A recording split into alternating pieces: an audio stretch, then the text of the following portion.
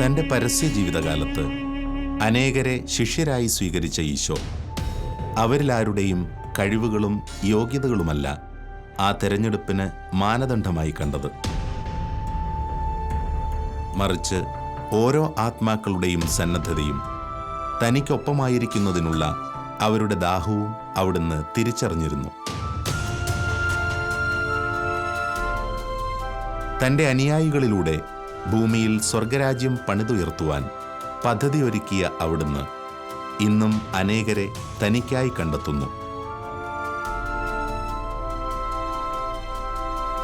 മാനുഷികവും ഭൗതികവുമായ കുറവുകൾക്കപ്പുറം അവരിലൂടെ അനേകായിരം ആത്മാക്കളെ തന്നിലേക്കടുപ്പിക്കുന്ന ക്രിസ്തുനാഥൻ തൻ്റെ തെരഞ്ഞെടുക്കപ്പെട്ടവരെ ലോകത്തിന് അനുഗ്രഹമാക്കി ഉയർത്തുന്നു.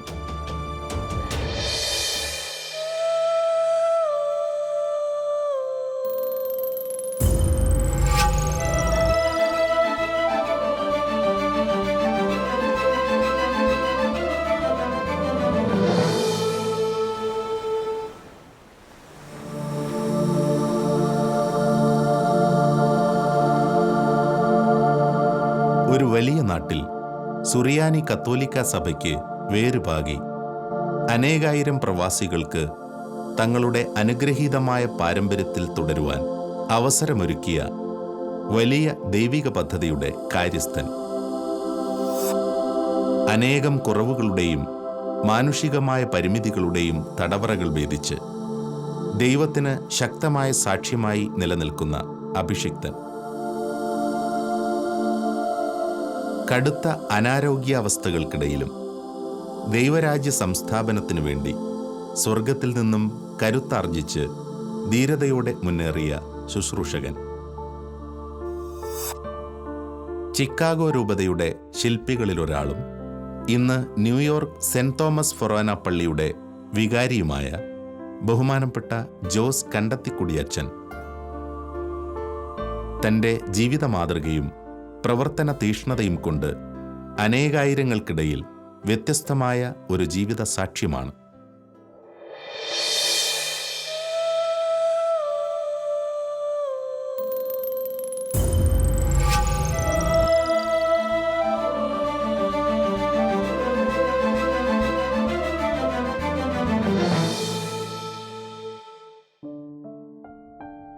ബഹുമാനപ്പെട്ട ജോസ് കണ്ടത്തിക്കുടിയച്ചൻ തൻ്റെ ബാല്യകാലത്തെക്കുറിച്ചും തന്നെ വളരെ സൂക്ഷ്മമായി വഴി നടത്തിയ ദൈവകരങ്ങളെക്കുറിച്ചും പങ്കുവയ്ക്കുമ്പോൾ അവിടെ വളരെ മനോഹരമായ ഒരു ദൈവപരിപാലനയുടെ ചിത്രം തെളിയുന്നു.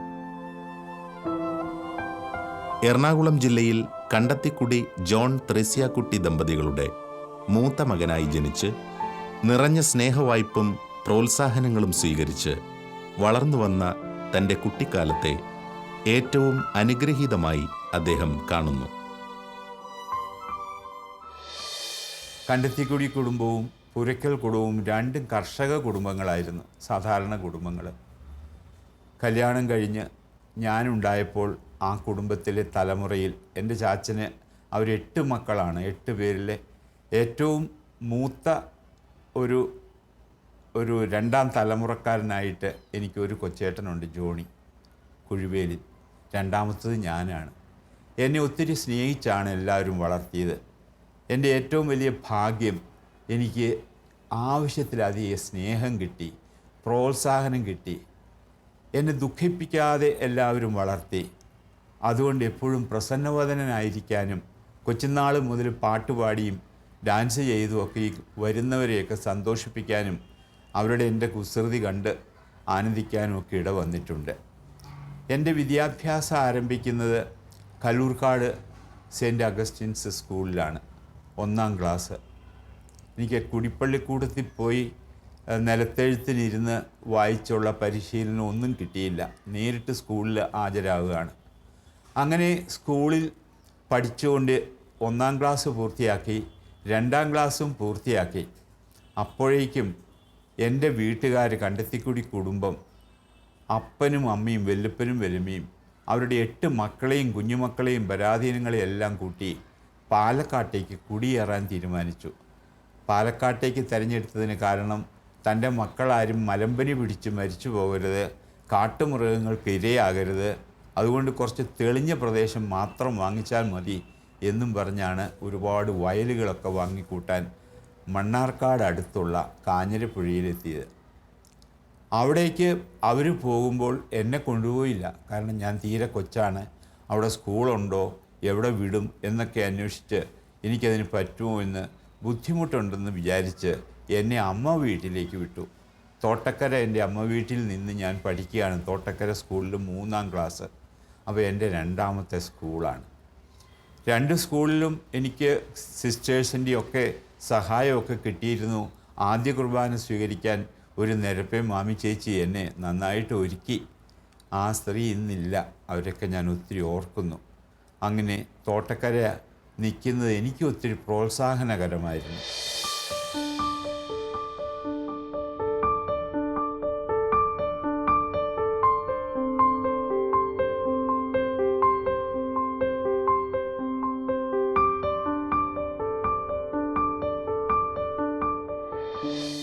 തികഞ്ഞ ദൈവഭക്തിയിലും ദേവാലയത്തോട് ചേർന്ന് വളർന്നു വരുവാനിടയായ ജീവിത സാഹചര്യങ്ങളിൽ നിന്നും സ്വാഭാവികമെന്ന വിധമാണ് ആ ഹൃദയത്തിൽ ദൈവവിളിയുടെ സ്വരം ആദ്യമായി മുഴങ്ങുന്നത്.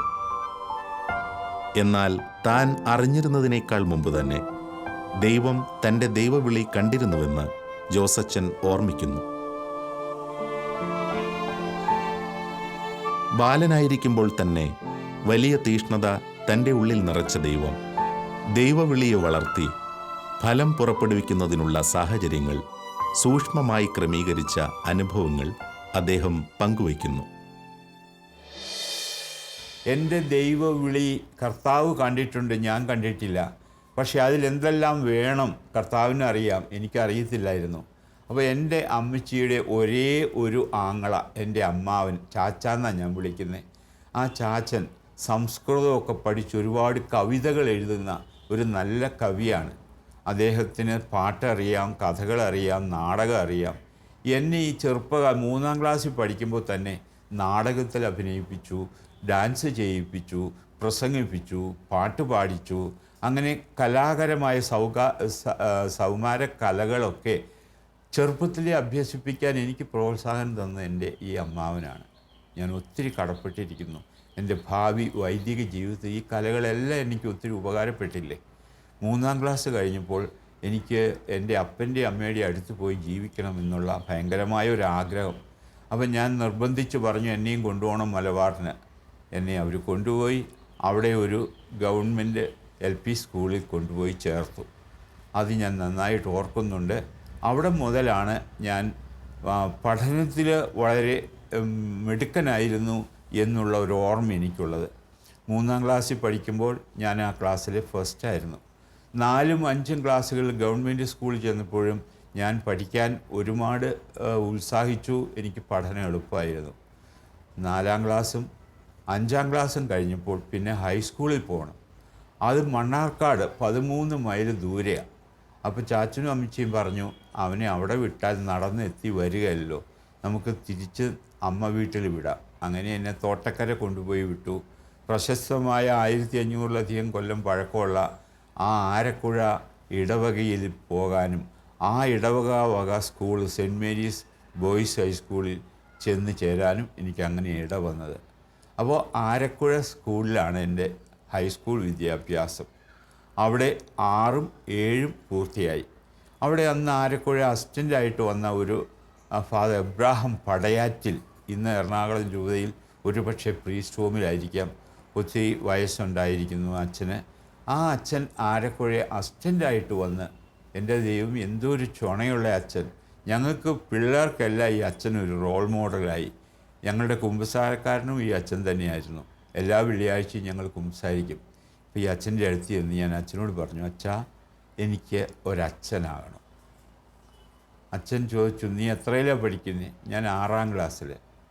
എൻ്റെ മോനെ, ഇപ്പോൾ തീരുമാനം എടുക്കാൻ പറ്റുമോ? നീ നന്നായിട്ട് ആഗ്രഹിക്കുന്നുണ്ടോ അച്ഛനാവണം? എന്തിനാ അച്ഛനാവുന്നത്? എനിക്കൊരു മിഷണറി ആവണം.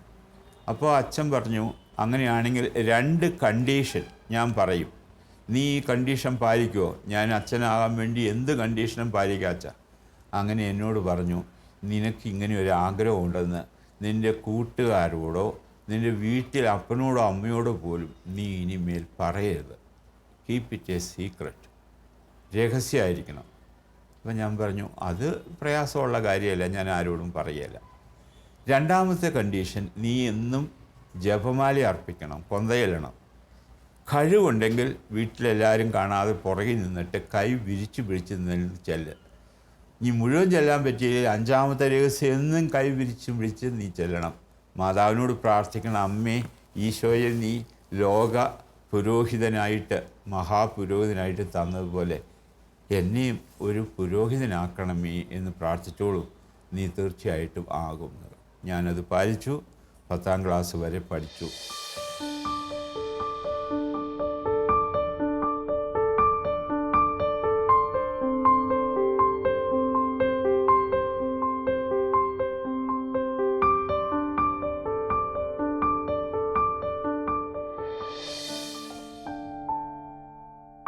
ദൈവനിശ്ചിതമായ ഒരു വലിയ ശുശ്രൂഷാ മേഖലയിലേക്ക് കടന്നു വരുവാൻ ആഗ്രഹിക്കുന്ന ഓരോരുത്തരും അതിനുവേണ്ടിയുള്ള പ്രാർത്ഥനയിലും ആത്മാർത്ഥവും തീവ്രവുമായ ആഗ്രഹത്തിലും ജീവിക്കേണ്ടതിൻ്റെ പ്രാധാന്യത്തെ ബഹുമാനപ്പെട്ട അച്ഛൻ്റെ ജീവിതം നമ്മോട് പങ്കുവയ്ക്കുന്നു. എന്നാൽ അതോടൊപ്പം ആനുപാതികമായി തന്നെ തൻ്റെ ചെറുപ്പകാലത്തുണ്ടായ പ്രതിബന്ധങ്ങൾ അനവധിയായിരുന്നുവെന്ന് അദ്ദേഹം ഓർമ്മിക്കുന്നു. ദൈവവിളി നഷ്ടപ്പെടുത്തുവാൻ ഇടയാക്കിയേക്കാവുന്ന സാഹചര്യങ്ങളും കൈവിട്ടുപോയി എന്ന് കരുതിയ നിമിഷങ്ങളുമെല്ലാം അദ്ദേഹം അഭിമുഖീകരിച്ചിരുന്നു. ഒരുപക്ഷെ അദ്ദേഹത്തിൻ്റെ തീഷ്ണതയും അഭിലാഷങ്ങളുമെല്ലാം അവിടെ പരീക്ഷിക്കപ്പെടുകയായിരുന്നു. അപ്രതീക്ഷിതമാം വിധം സ്കൂളിൽ നേരിട്ട പരാജയം മാനസികമായി അദ്ദേഹത്തെ തളർത്തിയെങ്കിലും തിരികെ എത്തുവാനുള്ള വലിയ ഊർജവും അതിനായുള്ള അവസരങ്ങളും ദൈവം തന്നെ ഒരുക്കിയിരുന്നു. ആ കാലഘട്ടത്തിൽ തലശ്ശേരി രൂപതയുടെ ഒരു ഇടവകയായി മാറിയ തൻ്റെ നാട്ടിലേക്ക് പുതിയതായി എത്തിയ വികാരിയച്ഛൻ കരുതലോടെ വഴി നടത്തിയതും വിജയത്തിലേക്ക് നയിച്ചതും ഏറെ കൃതജ്ഞതയോടെ അദ്ദേഹം സ്മരിക്കുന്നു. അന്ന് ഞാൻ പഠിക്കുന്ന സ്കൂളിലാകെ 3 പേരെ എൻ്റെ ക്ലാസ്സിൽ ക്രിസ്ത്യാനികളുള്ളൂ. ഒന്നൊരു CSIക്കാരൻ PJ ജോസ്, ഒന്ന് എൻ്റെ തന്നെ ഇടവകയിൽ നിന്നുള്ള മ്യാലിൽ അപ്പച്ചൻ MJ ജോസഫ്, പിന്നെ ഒന്ന് ഞാൻ കണ്ടെത്തിക്കുടി ജോസഫ്, KJ ജോസഫ്. ഇപ്പോൾ ഈ 3 ക്രിസ്ത്യാനികളുള്ളൂ. എങ്കിലും എൻ്റെ അന്നത്തെ ഹെഡ്മാഷ് അറിയപ്പെടുന്ന പിന്നീട് വിദ്യാഭ്യാസ മന്ത്രിയോ അല്ലല്ലേ റവന്യൂ മന്ത്രിയും ഇലക്ട്രിസിറ്റി മന്ത്രിയൊക്കെ ആയിത്തീർന്ന ആ എൻ്റെ ഹെഡ്മാഷ് അന്ന് നല്ല ഒരു വിദ്യാഭ്യാസ പണ്ഡിതനായിരുന്നു. പക്ഷേ അദ്ദേഹം അഥെയിസ്റ്റായിരുന്നു, അദ്ദേഹം മാർക്സിസ്റ്റായിരുന്നു. അദ്ദേഹത്തിൻ്റെ ചിന്താധാരകൾ ഞങ്ങളുടെ മനസ്സിൽ അടിച്ചേൽപ്പിക്കാൻ അദ്ദേഹം എന്നും മനഃപൂർവ്വം പരിശ്രമിച്ചിരുന്നു. വരുമ്പോഴേ ബോർഡിൽ ചോക്ക് കൊണ്ട് എഴുതും, ദർ ഈസ് നോ ഗാഡ്, ദൈവമില്ല. അത് ഞങ്ങളുടെ കുഞ്ഞുങ്ങളുടെ തലയിലേക്ക് അങ്ങ് പറഞ്ഞു കേൾപ്പിക്കുക. രണ്ടാമത് അദ്ദേഹം എഴുതും വേറെ ഒരു ദിവസം വേറൊരു വാക്ക്, റിലീജിയൻ ഈസ് ഓപ്പിയം, മതം മനുഷ്യനെ മയക്കുന്ന ഒരു കറുപ്പാണ്. അതുകൊണ്ട് മതം ഇല്ലാതെ ജീവിക്കാൻ ഞങ്ങളെ പ്രോത്സാഹിപ്പിച്ചിരുന്നു. മൂന്നാമത് എഴുതും, man is developed from apes, മനുഷ്യൻ കുരങ്ങിൽ നിന്ന് രൂപാന്തരം ചെയ്തതാണെന്ന്. ഇങ്ങനെയുള്ള സയൻസ് തത്വങ്ങളൊക്കെ ഞങ്ങളോട് പറഞ്ഞ് പഠിപ്പിച്ച് എൻ്റെ മനസ്സിലെ ദൈവവിളി ചിന്തയൊക്കെ നഷ്ടപ്പെട്ടു പോകാൻ സാഹചര്യം ഉണ്ടായിരുന്നു. പക്ഷെ ദൈവം കാത്തു. എനിക്ക് എൻ്റെ ദൈവവിശ്വാസത്തിലൊന്നിനും കുറവ് വന്നില്ല. അങ്ങനെ എനിക്ക് സെമിനാരിയിൽ ചേരാൻ സമയമാകുകയാണ്. 10ാം ക്ലാസ് പരീക്ഷ എഴുതുന്നു. പക്ഷേ ഇനിയാണ് നിങ്ങളറിയുന്ന എൻ്റെ ഏറ്റവും ദുഃഖം നിറഞ്ഞ ഒരു അവസ്ഥ. 10ാം ക്ലാസ്സിൻ്റെ പരീക്ഷയുടെ റിസൾട്ട്, എല്ലാ ക്ലാസ്സിലും ഇതുവരെ മിടുക്കനായിട്ട് പഠിച്ചുകൊണ്ടിരുന്ന ഞാൻ, റിസൾട്ട് വന്നപ്പോൾ എൻ്റെ നമ്പറില്ല. ആപ്പാടെ വിഷമം. അന്ന് 11 ക്ലാസ് പഠിച്ചിട്ടാണ് SSLC എഴുതുന്നത്. ഇന്നത്തെ പോലെ 10 അല്ല. ആ 11 ക്ലാസ് ഞാൻ പഠിച്ചിട്ട് ഒരു ഫലവും ഉണ്ടായില്ല. ഞാൻ തോറ്റുപോയി. എൻ്റെ സ്വപ്നം മുഴുവൻ തീർന്നു. ഒരു വൈദികനാകാൻ SSLC തോറ്റ ഒരുത്തനെ എടുത്ത ചരിത്രം ഞാൻ കേട്ടിട്ടില്ല, അങ്ങനെ ഇല്ലായിരുന്നു. അപ്പോൾ അതുകൊണ്ട് എൻ്റെ അസ്തമിച്ചു എൻ്റെ ആശ എന്ന് കരുതി.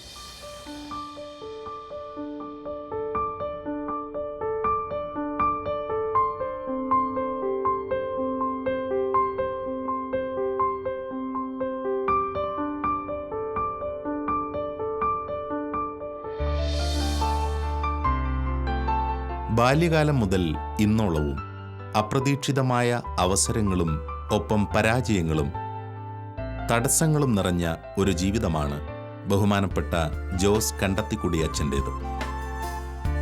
ചെറിയ പരാജയങ്ങൾ കൊണ്ടും പ്രതിബന്ധങ്ങൾ കൊണ്ടും തളരുകയും തോറ്റു പിന്മാറുകയും ചെയ്യുന്ന നമ്മിൽ അനേകർക്ക് വലിയ മാതൃകയും ബലവും പകരുന്ന അനുഭവങ്ങളാണിവ. 2 തവണ SSLC പരീക്ഷയിൽ പരാജയം നേരിട്ട ഒരു വിദ്യാർത്ഥിക്ക് സ്വാഭാവികമായും സെമിനാരി പഠനം നിഷേധിക്കപ്പെടാമായിരുന്നിട്ടും ദൈവത്തിൻ്റെ അനന്തപരിപാലനയിൽ അദ്ദേഹത്തിന് മുന്നിൽ ദൈവവിളിയുടെ വാതിൽ തുറക്കപ്പെട്ടത് അതിശയകരമാണ്. അതുവരെ ഞങ്ങൾ കോഴിക്കോട് രൂപതയിലെ അംഗങ്ങളായിരുന്നു. കോഴിക്കോട് രൂപതയിലെ പത്രോണി പിതാവിൻ്റെ കീഴിൽ മണ്ണാർക്കാട്ട് ലാറ്റിൻ പള്ളിയിലാണ് ഞങ്ങളൊക്കെ പോയിക്കൊണ്ടിരുന്നത്. 1960 ആയപ്പോഴേക്കും തലശ്ശേരി രൂപതയിലെ വള്ളോപ്പള്ളി പിതാവ് ഈ കാഞ്ഞിരപ്പുഴക്കാർക്ക് വേണ്ടിയിട്ട് ഒരു ഇടവക അനുവദിച്ചു. ഞങ്ങളുടെ അന്ന് കുടിയേറി ഉണ്ടായിരുന്ന 17 വീട്ടുകാർ, എൻ്റെ അച്ഛനടക്കം എല്ലാവരും കൂടെ പോയി പിതാവിൻ്റെ അടുത്ത് ചെന്ന് നിവേദനം കൊടുത്തു. ഞങ്ങൾക്കൊരു ഇടവക വേണം, താമസിക്കാൻ ഒരു ഇടവക്കാരൻ, ഒരു വലിയ മുതലാളി അദ്ദേഹത്തിൻ്റെ വീട് കുറച്ച് വരാന്തയും മുറിയൊക്കെ സൗകര്യപ്പെടുത്തി അച്ഛന് കൊടുത്തു. ഞങ്ങൾ അവിടെ കുർബാന തുടങ്ങി. ആ അച്ഛൻ തണ്ണിപ്പാറ ജോസഫ് അച്ഛൻ, പാലാ കോളേജിലൊക്കെ ഉണ്ടായിരുന്ന അച്ഛനാണ് ഞങ്ങളുടെ ആദ്യത്തെ വികാരി. ആ അച്ഛൻ വന്ന് ഞങ്ങളെയൊക്കെ സംഘടിപ്പിച്ച് അവിടെ പള്ളി പണിയാനും പള്ളിക്കൂടം പണിയാനും എല്ലാം നേതൃത്വം നൽകി. മിഷൻ ലീഗ് തുടങ്ങിയ സംഘടനകളൊക്കെ സ്ഥാപിച്ചു. ഞാൻ അതിൽ സജീവമായിരുന്നു. ഒരുപാട് ചേനയും കാച്ചിലും ചേമ്പും തേങ്ങയും ഇഞ്ചിയും കുരുമുളകും ഒക്കെ ഓരോ വീട്ടിൽ നിന്ന് ശേഖരിച്ച് കൊണ്ടുവന്ന് ലേലം ചെയ്ത് മിഷൻ ഞായറാഴ്ചയൊക്കെ ഗംഭീരമാക്കിയിട്ടുണ്ട്. മിഷൻ ലീഗിൻ്റെ പ്രവർത്തനങ്ങളും അതുപോലെ. ഈ തണ്ണിപ്പാറയച്ഛൻ ഞങ്ങളെ ഒത്തിരി പ്രോത്സാഹിപ്പിച്ചു. അച്ഛൻ എന്നെ ആശ്വസിപ്പിച്ചു. പരീക്ഷ തോറ്റതറിഞ്ഞ് ഞാൻ ദുഃഖിച്ചിരുന്ന എന്നെ വീട്ടിൽ വന്ന് വിളിച്ചു കൊണ്ടുപോയി വീണ്ടും എന്നോട് പറഞ്ഞു പരീക്ഷ എഴുതണം. എന്നെ പ്രോത്സാഹിപ്പിച്ചു.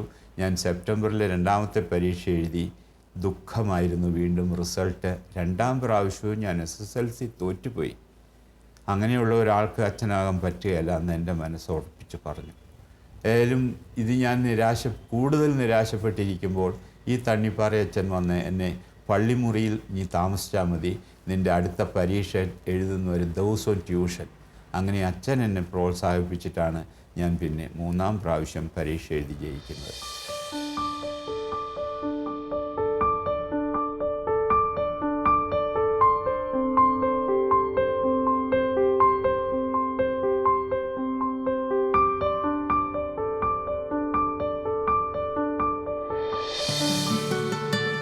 തലശ്ശേരി രൂപതയിൽ സെമിനാരി വിദ്യാർത്ഥിയായി ചെന്നെത്തിയ കാലം മുതലുള്ള അദ്ദേഹത്തിൻ്റെ ജീവിതം മുൻകാലങ്ങളിൽ നേരിട്ട പരാജയങ്ങളുടെ തുടർച്ചയായിരുന്നില്ല. ആദ്യ കൂടിക്കാഴ്ചയിൽ അഭിമന്യ വള്ളോപ്പള്ളി പിതാവ് ആവശ്യപ്പെട്ടതുപോലെ തന്നെ ആ സെമിനാരി വിദ്യാർത്ഥി എന്നും ഒന്നാമനായി തുടർന്നു. സെമിനാരി വിദ്യാഭ്യാസ കാലത്തുടനീളവും തുടർന്നും വിജയങ്ങൾ മാത്രം കരസ്ഥമാക്കിയ അദ്ദേഹത്തിന് അതിനു പിന്നിൽ പങ്കുവയ്ക്കുവാൻ ഒരു വലിയ രഹസ്യമുണ്ട്. ദൈവപരിപാലനയുടെയും അവിടുന്ന് ഒരുക്കിയ അത്ഭുതകരമായ വഴികളുടേതുമായ ഒരു രഹസ്യം. ദൈവവിളി ക്യാമ്പിന് വേണ്ടി പോകണം. എവിടെയാണ് പോകണ്ടേ? അടുത്തുള്ളത് തൃശ്ശൂരായതുകൊണ്ട് ഞാൻ തൃശ്ശൂർ പോയി. തൃശ്ശൂർ ദൈവവിളി ക്യാമ്പ് നല്ല ധ്യാനമായിരുന്നു. പിന്നീട് തൃശ്ശൂർ മെത്രാനായി തീർന്ന കുണ്ടുകുളം പിതാവാണ് അന്നത്തെ ധ്യാനഗുരു ഏപ്പച്ചൻ. കുണ്ടുകുളം ഏപ്പച്ചൻ എന്നാണ് അറിയപ്പെട്ടിരുന്നത്. ധ്യാനം കഴിഞ്ഞ് ഞാൻ സെമിനാരിൽ ചേരാൻ പേര് രജിസ്റ്റർ ചെയ്തു. അപ്പോൾ പേര് രജിസ്റ്റർ ചെയ്തപ്പോൾ അവർ സ്വീകരിച്ചില്ല. അവർ പറഞ്ഞു, മോനെ നീ തലശ്ശേരി രൂപത അതിർത്തിയിൽപ്പെട്ടവനാണ് കാഞ്ഞിരപ്പുഴ, അതുകൊണ്ട് നീ തലശ്ശേരിയിലാണ് അപേക്ഷിക്കേണ്ടത്, ഇത് തൃശ്ശൂർക്കാർക്കുള്ളതാണെന്ന് പറഞ്ഞു. വീണ്ടും ഞാൻ വീട്ടിൽ വന്നു. തണ്ണിപ്പാറയച്ഛൻ്റെ കത്തും വാങ്ങിച്ച് ഞാനും ചാച്ചനും കൂടെ തലശ്ശേരിക്ക് പോവുക. അവിടെ ചെന്ന് അന്വേഷിച്ചപ്പോഴാണ് അറിയുന്നത് തലശ്ശേരിയിലെ ദൈവവിളി ക്യാമ്പ് കഴിഞ്ഞു, ഇൻ്റർവ്യൂ കഴിഞ്ഞു, 80-ലധികം കുട്ടികൾ വന്നിരുന്നു, 30 പേരെ പിതാവ് എടുത്തു. അത് ഒരാഴ്ചയായിന്ന്. എങ്കിലും ഞങ്ങൾ പിതാവിനെ കാണാൻ നിന്നു. ഈ അച്ഛൻ്റെ കത്ത് കൊടുത്തു. പിതാവ് അത് വായിച്ചിട്ട് വളരെ സഹതാപത്തോടു കൂടി എന്നോട് ചോദിച്ചു, മോനെ നീ എന്തിനാണ് അച്ഛനാകാൻ ആഗ്രഹിച്ചത്? ഞാൻ പറഞ്ഞു, എനിക്ക് ഒരു മിഷണറി ആകണം, കർത്താവിന് വേണ്ടി ഒരുപാട് എന്തെങ്കിലുമൊക്കെ യേശുവിൻ്റെ സന്ദേശം അറിയിക്കണം. അതിനെന്തിനാ മിഷണറി ആകണേ? ഈ തലശ്ശേരി രൂപതയാണല്ലോ ഏറ്റവും വലിയ മിഷൻ രൂപത. എവിടെയെല്ലാം അതിൻ്റെ ഏരിയ മാർപ്പാപ്പ തന്നേക്കണേ? കർണാടക നമ്മളൊന്നും ചെയ്തിട്ടില്ല, തമിഴ്നാട് നമ്മളൊന്നും അവിടെ എത്തിയിട്ടില്ല. അപ്പോൾ അതുകൊണ്ട് ഇത് വലിയൊരു മിഷൻ രൂപതയാ മോനെ, നീ ഇവിടെ ചേർന്നാൽ മതി. പക്ഷേ എല്ലാവരെയും എടുത്തു പോയല്ലോ, ഇനി എന്താ ചെയ്യുക? 30 പേരെയും ഞാൻ എടുത്തു. പക്ഷെ നിൻ്റെ ഈ സാഹചര്യം ഞാനിങ്ങനെ ഇത്രയും നടന്നൊക്കെയാണ് പഠിച്ചതെന്ന് അറിയാമായിരുന്നുകൊണ്ട് അദ്ദേഹം പറഞ്ഞു, ആട്ടെ, ഇവിടെ നീ താമസിച്ച് പഠിക്കുമ്പോൾ നിനക്ക് പഠനം എളുപ്പമായിരിക്കും. അങ്ങനെയാണെങ്കിൽ ഇവിടെ 30 നീയും കൂടി എടുക്കുകയാണെങ്കിൽ 31 പേരെ വെച്ച് ക്ലാസ് തുടങ്ങുമ്പോൾ, അടുത്ത ആഴ്ച തുടങ്ങും, ഓണപ്പരീക്ഷയ്ക്കും ക്രിസ്മസ് പരീക്ഷയ്ക്കും വലിയ പരീക്ഷയ്ക്കും നീ ക്ലാസ്സിലെ ഒന്നാമനാകുമോ? ഞാൻ പറഞ്ഞു, ഞാൻ അങ്ങനെ വാക്ക് പറയാൻ എനിക്ക് പിതാവ് പറ്റുമോ? എൻ്റെ അവസ്ഥ പിതാവ് കണ്ടില്ല, ഇതാണ്. പക്ഷെ ഇവിടെ ഒന്ന് നിന്ന് പഠിക്കുകയാണെങ്കിൽ എളുപ്പമായിരിക്കും, ഞാൻ പരിശ്രമിക്കാം, ഒന്നാമനാകാൻ പരിശ്രമിക്കാമെന്ന് പറഞ്ഞു. അങ്ങനെ പിതാവ് എന്നെ എടുത്തു, ലിസ്റ്റൊക്കെ തന്നു, സാധനമൊക്കെ മേടിച്ച് ചെല്ലേണ്ട ദിവസം ചെന്ന് ക്ലാസ് തുടങ്ങി. പിതാവിന് ഞാൻ നൽകിയ വാഗ്ദാനം പാലിക്കാൻ എനിക്ക് കഴിഞ്ഞു. ഓണപ്പരീക്ഷയ്ക്കും ക്രിസ്മസിനും വലിയ പരീക്ഷയ്ക്കും ഒക്കെ ഈ 31 പേരിൽ ഒന്നാമനായിട്ട് തന്നെ എല്ലാ വിഷയത്തിലും എനിക്ക് ജയിക്കാൻ കഴിഞ്ഞു. അതിനൊരു രഹസ്യമുണ്ട്. കാരണം ക്ലാസ് തുടങ്ങി കുറച്ച് ദിവസം കഴിഞ്ഞപ്പോൾ വള്ളോപ്പള്ളി പിതാവ് എന്നെ വിളിച്ചിട്ട് പറഞ്ഞു, എൻ്റെ എല്ലാ സർട്ടിഫിക്കറ്റും അവിടെ കിട്ടിയിട്ടില്ല.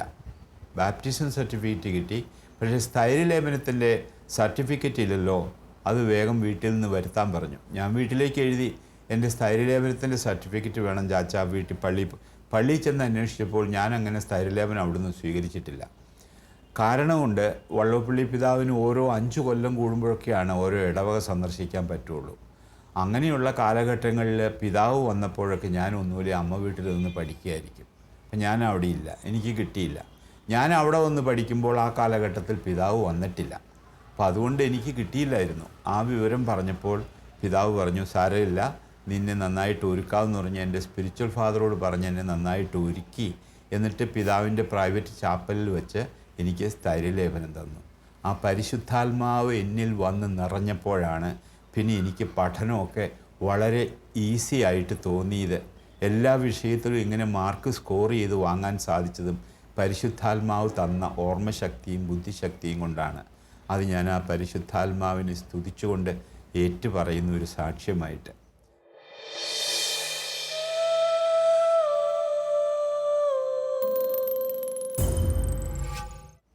അങ്ങനെ അവിടെ നിന്ന് 1-ാം വർഷം കഴിഞ്ഞു. 2-ാം വർഷം തുടങ്ങി. വീണ്ടും 2-ാം വർഷത്തിലും ഇതേപോലെ പഠനം. അന്ന് തൂങ്കുഴി അച്ഛനാണ് വള്ളോപ്പള്ളി പിതാവിൻ്റെ സെക്രട്ടറി. അച്ഛനാണ് ഞങ്ങളെ ഇംഗ്ലീഷ് പഠിപ്പിക്കുന്നത്, സുറിയാനി പഠിപ്പിക്കുന്നത്, ലത്തീൻ പഠിപ്പിക്കുന്നത് റെക്ടറച്ചൻ മോൺസിഞ്ഞോർ പുത്തേട്ടാണ്. അങ്ങനെ ഓരോരുത്തരും ഓരോ വിഷയങ്ങളൊക്കെ പഠിപ്പിക്കുന്നു. എല്ലാ വിഷയത്തിലും ഞാനിങ്ങനെ നന്നായിട്ട് പഠിക്കാൻ എനിക്ക് എളുപ്പമുണ്ടായിരുന്നുകൊണ്ട് ഈ സാർമാർക്ക്, അധ്യാപകർക്കൊക്കെ എന്നോടൊരു ഇഷ്ടമായി. ഏറ്റവും കൂടുതൽ എന്നെ ഇഷ്ടപ്പെട്ടതാണ് തൂങ്കുഴി പിതാവ്. തൂങ്കുഴി പിതാവ് ഒത്തിരി എന്നെ പ്രോത്സാഹിപ്പിച്ചു. അന്ന് പിതാവല്ല, അച്ഛനാണ്. ആ കൊല്ലം പിന്നീട് ഞാൻ വൈദികനായി കഴിഞ്ഞപ്പോഴാണ് ഞാൻ അറിയുന്നത്, തലശ്ശേരി രൂപതയ്ക്ക് ഒരു സ്കോളർഷിപ്പ് വന്നു. അതിലൊരു കുട്ടിയെ ഉന്നത ബിരുദത്തിന് റോമിലേക്ക് പഠിക്കാൻ അയക്കാമായിരുന്നു. അപ്പോൾ അതിന് ആരെ വിടണം എന്ന് അന്വേഷിച്ചപ്പോൾ തൂങ്കുഴി പിതാവും മറ്റ് ചിലരുമൊക്കെ എൻ്റെ പേര് നിർദ്ദേശിച്ചിരുന്നു പോലും. ഇതൊന്നും ഞാൻ അറിയുന്നില്ല. പക്ഷേ അന്ന് എനിക്ക് പക്വതയും പ്രായവും ആയില്ലല്ലോ എന്ന് പറഞ്ഞ് നമുക്ക് കുറച്ചുകൂടി കഴിഞ്ഞു വിടാമെന്നുള്ള തീരുമാനമാണ് അവിടെ ഉണ്ടായത്. പകരം വേറെ ശമാച്ചനെ വിടുകയും ചെയ്തു. അങ്ങനെ ഞാൻ 2-ാം കൊല്ലം പൂർത്തിയായപ്പോൾ എൻട്രൻസ് പരീക്ഷ, മേജർ സെമിനാരിയിലേക്ക് പോകാനുള്ള എൻട്രൻസ് പരീക്ഷ 2 സ്ഥലത്ത് ഞാൻ പരീക്ഷ എഴുതി. കോട്ടയത്തും ആലുവായിലും എല്ലായിടത്തും ഞാൻ പാസ്സായി. പക്ഷേ മേലധികാരികൾ എന്നെ തീരുമാനിച്ചയച്ചത് വടവാതൂർക്കാണ്.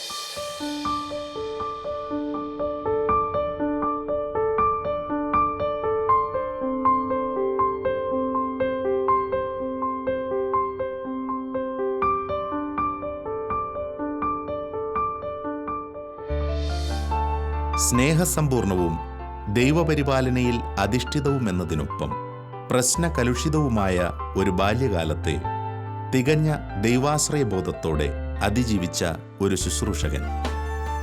അദ്ദേഹത്തിൻ്റെ ജീവിതം ആദ്യാവസാനം നമുക്ക് നൽകുന്ന ഏറെ ബോധ്യങ്ങളുണ്ട്. ഏത് പ്രതിസന്ധി ഘട്ടത്തിലും തികഞ്ഞ ബോധ്യത്തോടെ ദൈവത്തോട് ചേർന്ന് നിൽക്കുവാൻ മനസ്സാകുന്നുവെങ്കിൽ ആത്യന്തികമായ വിജയം നമുക്ക് സ്വന്തമായിരിക്കും. തികഞ്ഞ വിശ്വാസത്തിൻ്റെ ഉറച്ച നിലത്തുകൂടി എന്നും ചരിച്ച് അനേകർക്ക് വെളിച്ചമായി മാറിയ ഈ അഭിഷിക്തന്റെ വഴിയിൽ പരിശുദ്ധാത്മാവിൻ്റെ വെളിച്ചം ജ്വലിച്ചു നിൽക്കുവാനായി നമുക്ക് പ്രാർത്ഥിക്കാം. എന്നോട് പറഞ്ഞു, ഇന്ന് വൈകുന്നേരം 6 മണിക്ക് you come and meet me at my room. 6 മണിക്ക് സന്ധ്യയ്ക്ക് അവിടെ ചെല്ലണം. എൻ്റെ ദൈവം എന്നെ വിളിച്ചു വൈദികനാകാൻ. ഇത്രയും ഇട്ട് ഉരുക്കി ഇങ്ങനെയൊക്കെ 2 കൊല്ലവും 3 കൊല്ലവും ആയില്ലേ. ഇത് കഴിഞ്ഞപ്പോൾ ഇപ്പോൾ ദൈവം തീരുമാനിക്കുക എന്നെ വേറെ ഏതെങ്കിലും ഒരു സ്റ്റൈലിലേക്ക് വിടാൻ. എനിക്ക് ഓർമ്മ വരുമ്പോൾ ഞാൻ അവിടെ താഴെ സോഫയിൽ കിടപ്പുണ്ട്. ഇവർ അച്ഛന്മാരൊക്കെ ഇങ്ങനെ കൂടി എൻ്റെ മേലും മുഖത്തും ഒക്കെ വെള്ളം ഒഴിച്ച് നനച്ച് എന്നെ ബോധം തെളിയിപ്പിച്ചതാണ്. ഞാൻ വളരെ വിഷമിച്ചു പോയായിരുന്നു. 1971 മാർച്ച് മാസം 27-ാം തീയതി അന്നാണ് എനിക്ക് പട്ടം കിട്ടുന്നത്. പിന്നെ അവധിക്കാലത്ത് ഞങ്ങൾ ജർമ്മനിയിൽ പോയി ഫാക്ടറികളിൽ ജോലി ചെയ്യും. എല്ലാ അച്ഛന്മാരും പഠിച്ചവരൊക്കെ അങ്ങനെ ജോലി ചെയ്ത കുറച്ച് കാശൊക്കെ ഉണ്ടാക്കിയത്. ആ കാശ് കൊണ്ട് വേണം പിന്നെ ഞങ്ങൾ പുസ്തകം മേടിക്കാനും നമ്മുടെ പ്രൈവറ്റ് കാര്യങ്ങൾ നടത്താനും. അങ്ങനെ ഞാൻ ജർമ്മനിയിൽ 1 കൊല്ലം മിൽക്ക് ഫാക്ടറി ജോലി ചെയ്തു. തൈര്, ബട്ടർ ഒക്കെ ഉണ്ടാക്കുന്ന ഒരു വലിയ ഫാക്ടറിയിൽ ജോലി ചെയ്തിട്ടുണ്ട്.